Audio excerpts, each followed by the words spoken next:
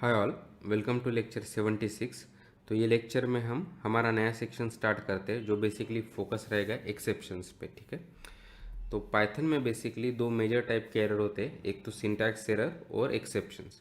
तो syntax error कब होता है? जब हम इनकरेक्ट कोई स्टेटमेंट या इनकरेक्ट फॉर्मेट में पाइथन का कोड लिखते हैं। ठीक है, तो जब भी हम इस तरह से कोई स्टेटमेंट लिखते हैं तो पार्सर इनिशियली चेक करेगा उसका सिंटैक्स या ग्रामर, और फिर तभी हमको वो सिंटैक्स एरर हमको दे देगा। तो फॉर एग्जांपल, अगर ये मेरा कोई स्टेटमेंट है तो यहाँ पे मैंने प्रिंट फंक्शन का यूज़ किया है और से मैंने गलती से एक एक्स्ट्रा क्लोजिंग ब्रेस दे दिया है।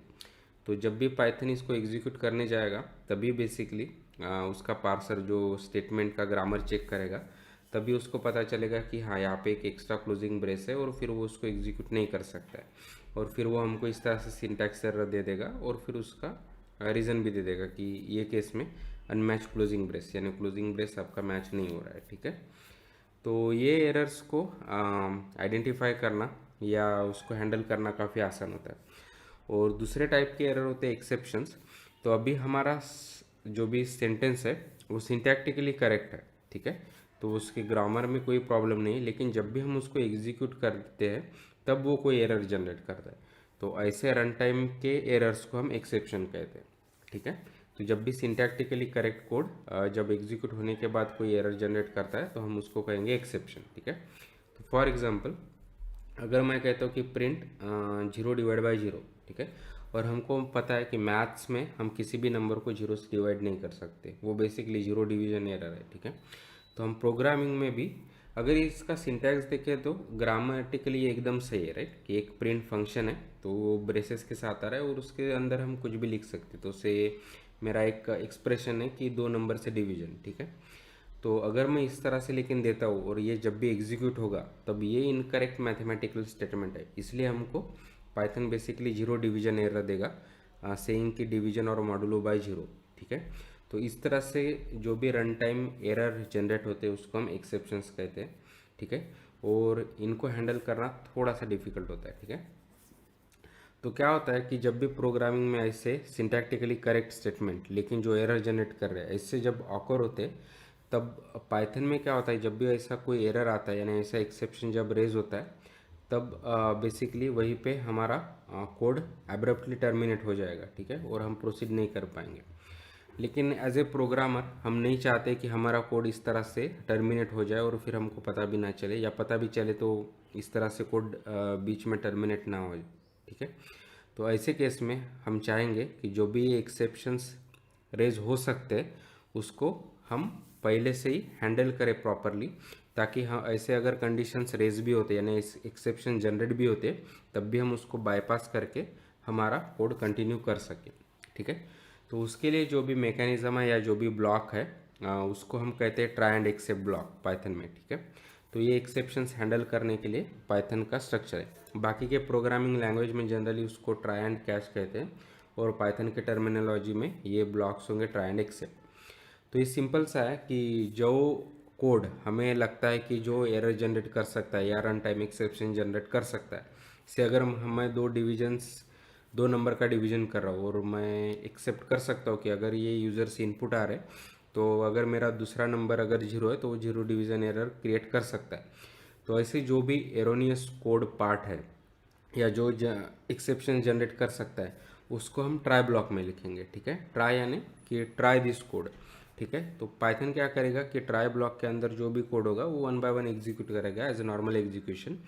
अगर वहाँ पे कोई एक्सेप्शन जनरेट हो जाती है तो फिर हम वो बेसिकली पाइथन वहाँ पे टर्मिनेट होके यानी वहाँ से एंड होके एक्सेप्ट ब्लॉक में चला जाएगा, और फिर वहाँ पे हम एक्सेप्शंस हैंडल करेंगे। हम वहाँ पे लिखेंगे, कोई यूज़र स्टेटमेंट दे सकते हैं या वो एरर को जनरेट कर सकते हैं एंड सो ऑन। लेकिन अभी इससे क्या होगा कि अगर ट्राई ब्लॉक में कोई भी एरर जनरेट होता भी है तो भी हम एक्सेप्ट ब्लॉक में बस उसको स्किप करेंगे और फिर हमारा नॉर्मल कोड एक्सेप्ट ब्लॉक के बाद कंटिन्यू कर पाएंगे। ठीक है, तो फॉर एग्जांपल ये ट्राई एक्सेप्ट पाइथन में इस तरह से होगा इसका सिंटैक्स। तो ट्राई ये एक ब्लॉक है, और जैसे हमने बात किया कि कोई भी ब्लॉक पाइथन में बेसिकली हम ये कोलन से रिप्रेजेंट करते हैं। तो ट्राई कोलन और उसके बाद राइट इंटेंडेड जो भी कोड होगा वो ट्राई को बिलोंग करेगा, ये ट्राई ब्लॉक को। ठीक है, तो यहाँ पे हम हमारा जो भी कोड जो एक्सेप्शन रेज कर सकता है वो बेसिकली देंगे, ठीक है, और वो नॉर्मल एग्जीक्यूशन होगा, ठीक है। अगर यहाँ पे कोई भी कोड एरर जनरेट नहीं होता है तो वो एक्सेप्ट में कभी नहीं जाएगा और उसके बाद जो भी हमारा नॉर्मल कोड होगा वो एग्जीक्यूट होगा। लेकिन सपोज कि ट्राई ब्लॉक में कोई एक्सेप्शन रेज होता है तो वो बेसिकली वहाँ से डायरेक्टली जंप करेगा एक्सेप्ट ब्लॉक में, और फिर यहाँ पे वही कोड हम लिखेंगे जो हम चाहते हैं कि वो एक्सेप्शन को हैंडल करे, ठीक है। तो ट्राई हमारा नॉर्मल कोड जो 1 बाय 1 एग्जीक्यूट होगा, अगर उसमें कोई एरर जनरेट होता है या एक्सेप्शन आता है तो हम एक्सेप्ट ब्लॉक में जाएंगे और फिर वहाँ का कोड एग्जीक्यूट करेंगे, और उसके बाद हमारा नॉर्मल कोड एग्जीक्यूशन। अगर कोई भी एरर जनरेट ही नहीं होता है तो एक्सेप्ट ब्लॉक स्किप हो जाएगा और उसके बाद का जो भी हमारा नॉर्मल कोड होगा वो रन होगा, ठीक है। तो फॉर एग्जांपल अगर मेरे ये दो नंबर है x is equal to 5 and y is equal to 2, ठीक है। तो जैसे ये कैंडिडेट है कि जीरो डिवीजन एरर के लिए अगर मैं उनका डिवीजन कर रहा हूँ तो इसलिए मैं वो ट्राई ब्लॉक में लिखूंगा। तो ट्राई ब्लॉक में एक रिजल्ट में मैं उनका डिवीजन को स्टोर कर रहा हूँ और फिर उसके रिजल्ट को प्रिंट कर रहा हूँ, ठीक है।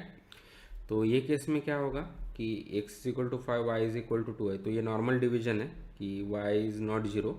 तो वो बेसिकली ये दो स्टेटमेंट रेज रन होंगे और उसके बाद ये एक्सेप्ट ब्लॉक स्किप हो जाएगा क्योंकि यहाँ पे कोई एक्सेप्शन जनरेट ही नहीं हुआ है, और बाद में ये यहाँ पे जंप करेगा और एंड ऑफ द कोड ये प्रिंट करेगा, ठीक है। तो अभी हमारा आउटपुट क्या होगा, यहाँ से ये स्टेटमेंट से हमको 2.5 मिला और वो एज ए रिजल्ट हम यहाँ पे प्रिंट करेगा और उसके बाद एंड ऑफ द कोड, ठीक है।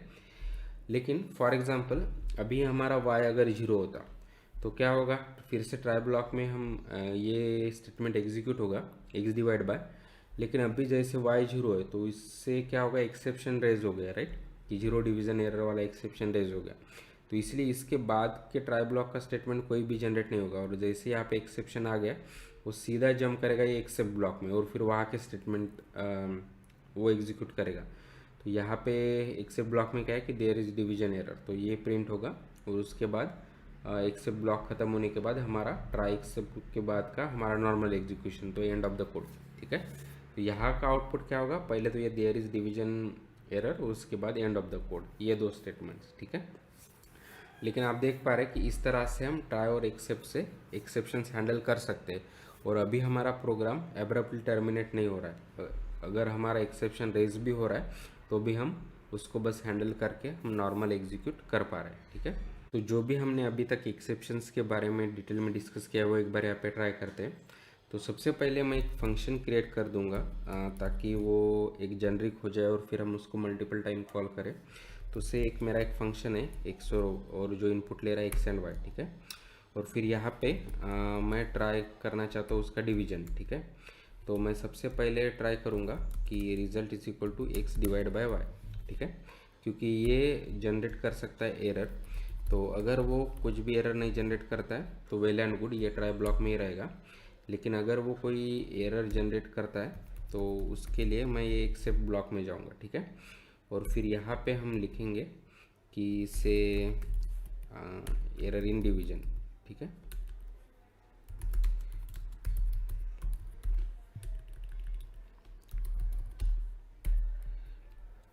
इस तरह से। तो अभी अगर मैं इसको एग्जीक्यूट करता हूँ तो से मैं अभी ये फंक्शन को इनपुट करता हूँ 2 and 3, जैसे 5 and 2, ठीक है। तो अभी ये प्रॉपर है क्योंकि 5 डिवाइड बाई 2.5 और फिर ये हमारा रिजल्ट प्रिंट हो गया। लेकिन अभी से y का वैल्यू मैं अगर देता हूँ 0 तो क्या हो गया, तो यहाँ पे हमारा एरर जनरेट हो गया और यानी एक्सेप्शंस आ गया, तो वो एक्सेप्ट ब्लॉक में चला गया और उसके बाद एरर इन डिवीजन हमारा प्रिंट हो गया एंड सो ऑन, ठीक है। तो इस तरह से बेसिकली हम कोई भी एरोनियस कंडीशन वो बेसिकली ट्राई ब्लॉक में दे सकते हैं। अगर उसमें कोई एरर जनरेट नहीं हुआ तो वेल एंड गुड, कि उसके बाद एक्सेप्ट ब्लॉक के बाद एक्सेप्ट ब्लॉक को वो स्किप करके वो कंटिन्यू करेगा। अगर वो वहाँ पे कोई एरर जनरेट होता है यानी एक्सेप्शन रेज होता है तो बेसिकली वो जाके हम एक्सेप्ट ब्लॉक में हैंडल करेंगे, ठीक है। लेकिन जो भी होगा अभी हमारा कोड एब्रप्टली टर्मिनेट नहीं होगा और फिर हम हमारा नॉर्मल एग्जीक्यूशन कंटिन्यू कर सकेंगे हैंडलिंग एक्सेप्शंस, ठीक है। तो आई होप कि अभी आपको एक्सेप्शंस के बारे में बेसिक आइडिया आया होगा। हम उसको डिटेल में नेक्स्ट लेक्चर में फिर से देखेंगे। लेकिन please like the video, share the video, subscribe to the channel and keep learning, keep coding and have fun. Thank you.